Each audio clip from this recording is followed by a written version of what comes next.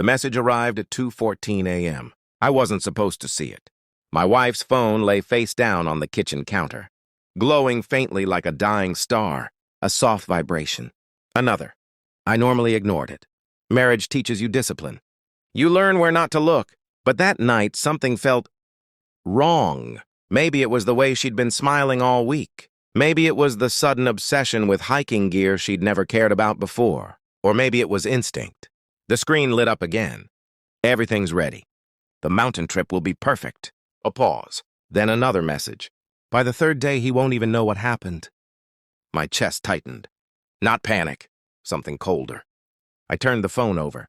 The contact name read Daniel, Guide. Our guide for the upcoming family Thanksgiving mountain trip. My wife had insisted on it. Fresh air, family bonding, nature. The messages kept coming. Daniel, your husband trusts you too much. A typing bubble appeared. Then her reply. He always has. I stared at the screen for a long time. Long enough for the refrigerator motor to hum back to life. Long enough for the house to feel unfamiliar. Upstairs, she slept peacefully. The woman I had spent 22 years beside. The woman planning something on a mountain with another man. Something meant for me.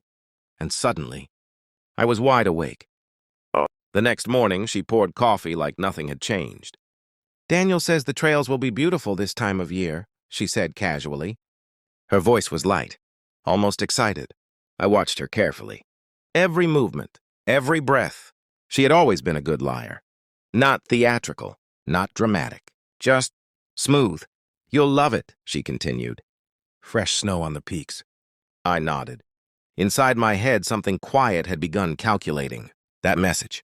By the third day, he won't even know what happened. What exactly was supposed to happen to me? An accident? A fall? A missing husband lost in the mountains? Insurance policies are generous when cliffs are involved. But something bothered me more than the message. It was Daniel. I checked his profile later that day. Mountain guide, freelancer, athletic, 32. And very familiar. The photos told their own story. A hand on her shoulder in one image. A smile too intimate for strangers. Their eyes meeting in another picture someone else had taken. Not a guide. A lover. I closed the laptop slowly. 22 years. 2 children. A house. And she had replaced me with a younger man carrying a backpack. My pulse stayed steady. Anger would come later. For now, there was work to do. I started quietly. Phone records first. Patterns emerged within minutes. Late-night calls. Hidden numbers. 3-hour conversations while I traveled for work. They hadn't even tried to hide it well. People rarely do when they believe their victim is blind. Then I checked something more important. Life insurance. A recent update. My wife had increased the policy 6 months ago. By a significant amount. Beneficiary, her. I leaned back in my chair. Of course. Mountains. Snow. Cliffs. A tragic fall during a family trip. Grieving widow. Financial security. Neat. Efficient. Cruel. But their plan had a flaw. They assumed I was exactly who I pretended to be. A quiet husband. A modest financial consultant. Predictable. Average. They had no idea that my consulting career had been a cover. My real wealth was hidden carefully through layers of private investments. Old money. Silent money. The kind that buys entire valleys. My wife didn't know. Neither did my children. I preferred it that way. Until now. So I kept playing the role. I packed hiking boots. Smiled at dinner. Listened to her describe scenic overlooks where the guide would take us. Inside my mind, the map was already changing. Because if someone planned to push me off a mountain, they should have made sure I wasn't the one choosing the cliff. The confirmation arrived 2 days before the trip. A voice message she didn't know I had copied. Daniel's voice. Low, careless. We'll do it near the northern ridge. One slip and he's gone. Rescue teams will never find him in that snow. Silence. Then her voice. Soft. Excited. After Thanksgiving, everything will be ours. I played it twice. Not because I needed proof. Because I needed calm. When she came home that evening, I was sitting in the living room. The house was quiet. Something wrong? She asked. I handed her my phone. No explanation. Just the recording. Her face drained slowly. Like someone had pulled a plug from beneath her skin. The room filled with Daniel's voice describing my death. She stopped breathing halfway through. When it ended, the silence felt heavy. Explain, I said calmly. She opened her mouth, closed it again. Tears appeared instantly, too quickly. A performance. I can... You plan to kill me? The sentence landed softly. No shouting, no rage, just fact. Her knees trembled. You don't understand. Oh, I said quietly. I understand perfectly. 2 days later, Thanksgiving arrived, but not in the mountains. Instead, I flew to Switzerland, alone. My villa overlooked Lake Geneva, surrounded by white stone terraces and quiet wealth. I posted a single photograph online, just one. Snow-covered balconies, a 12-car garage.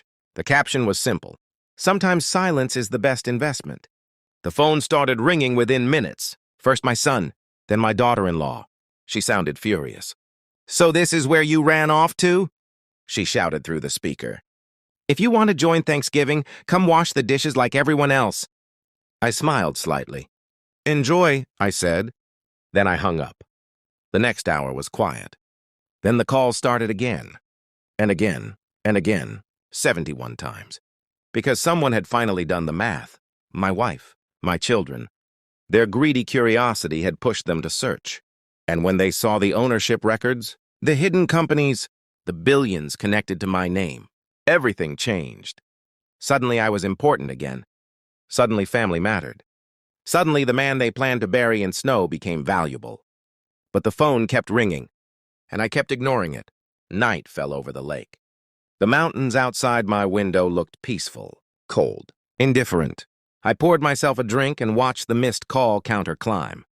My wife had stopped crying hours ago. Now she was begging through voice messages, promises, apologies, regret, all arriving too late. The truth about betrayal is simple. It doesn't destroy love. It reveals it was never there. I blocked the numbers one by one. The silence that followed felt clean. Somewhere far away, a woman realized she had traded loyalty for greed and lost both. I stepped onto the balcony and looked across the water. 22 years of marriage. Gone.